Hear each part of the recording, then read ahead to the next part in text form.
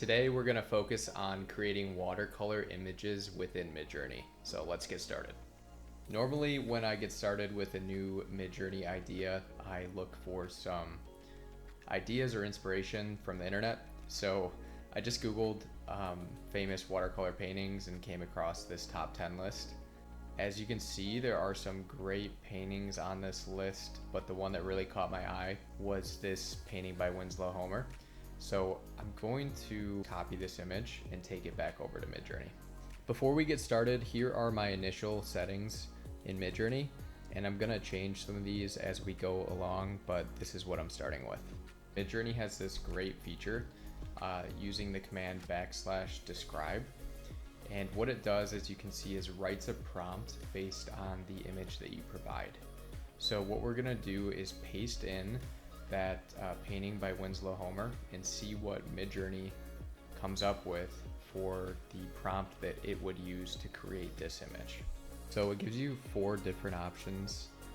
And what I normally do from here is take whatever the prompt is that I'm trying to make and mix it in with one of these prompts that Midjourney thought of. So what I want to do is 2 giraffes in the savannah. Obviously I want it to be watercolor, and then I did put the name of our artist in here as well. And then what I'm going to do is just paste in to the end of this and delete anything that doesn't make sense. So I don't want 2 men with the sails. I don't want the colors that were included in this original image, and I think the rest of it looks good. So blending those 2 things together, we're going to see what Midjourney comes up with. All right, so here's what we got. My favorite is the bottom left. As you can tell, the top left and bottom right really don't have our giraffes in the image, but they still look pretty cool.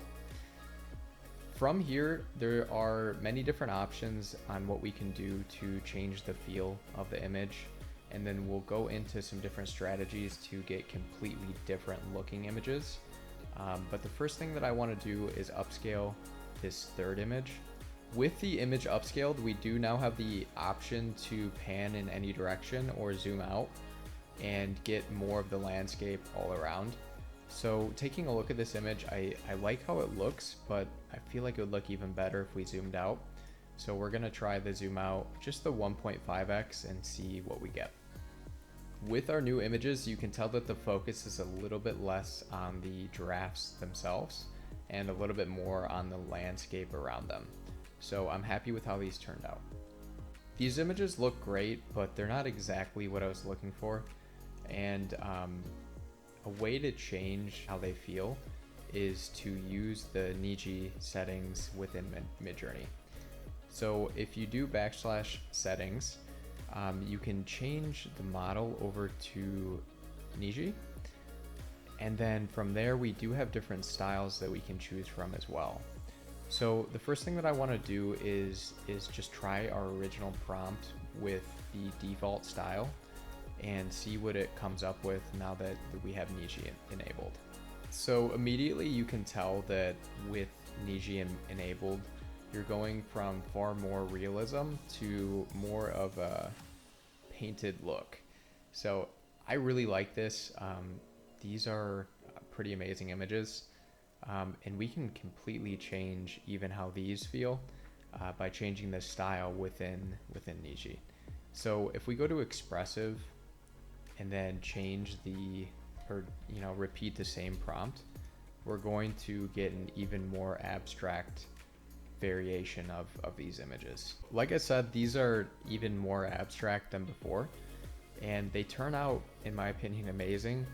It's just not, it's moving even further from that realistic style that the original Midjourney has. The next style is interesting. It's called Cute. And as you can imagine, with that same prompt, it's going to make our watercolor image adorable, cute, playful. I guess those are the words you might use to describe it. This is what Cute gave us. So like I mentioned, they look a lot smaller, they're cute, they're playful. You get that different feel with this style. The next one is Scenic, and as you can imagine, it's going to focus more on the background of the image than the drafts themselves, and it's going to make it look beautiful. Here is what we got for the Scenic style.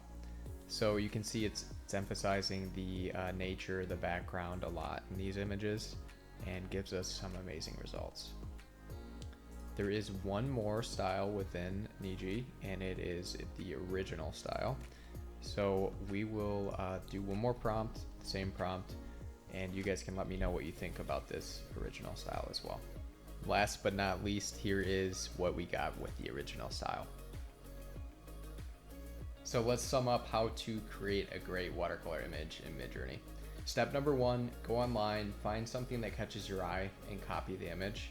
Then use the \describe command in Midjourney to get 4 prompt options that you can mix with your own to create a great image.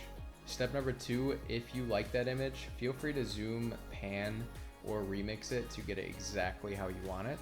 Step number 3, if you're not liking how the image turns out with the default Midjourney, switch it over to Niji and try out the different styles that Niji offers, because the images that you get are going to be far different from each other and might be something that you really like.